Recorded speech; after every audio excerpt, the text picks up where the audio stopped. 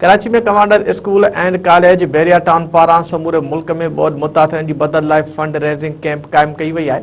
Commander school and college Bahria town पारां बोध मुताथिरन जी सहायता लाइ 2 ॾींहनि लाइ कयल क़ाइम फंडिंग रेज़िंग कैंप में शहरनि शागिर्दनि ऐं उस्तादनि वॾी तादाद में शिरकत कई।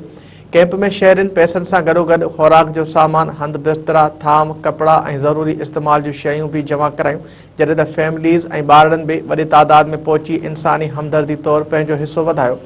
उन मौक़े ते कमांडर स्कूल एंड कॉलेज जे chief executive Zulfiqar Memon media सां ॻाल्हाईंदे चयो त ॿोॾि तबाही जी अलामत आहे, पर असांजी नंढड़ी कोशिश मुतासिरनि ताईं सहायता पहुचाइण आहे। उन चयो त 2 ॾींहनि वारी कैंप जो मक़सदु वधीक खां वधीक माण्हुनि खे शामिल करणु आहे। प्रिंसिपाल शगुफ्ता ज़ुल्फ़कार चयो त असांजो मक़सदु इंसानियत जी ख़िदमत आहे, रुगो पैसा न पर ज़रूरी घर जो सामान बि गॾु करे रहिया आहियूं, जीअं ॿोॾि मुतासिरनि ताईं हक़ीक़ी सहायता पहुची सघे। असमा इल्ताफ़ चयो त असांजो फ़र्ज़ु आहे त मुसीबत में फाथल माण्हुनि जी वधि खां वधि मदद कजे।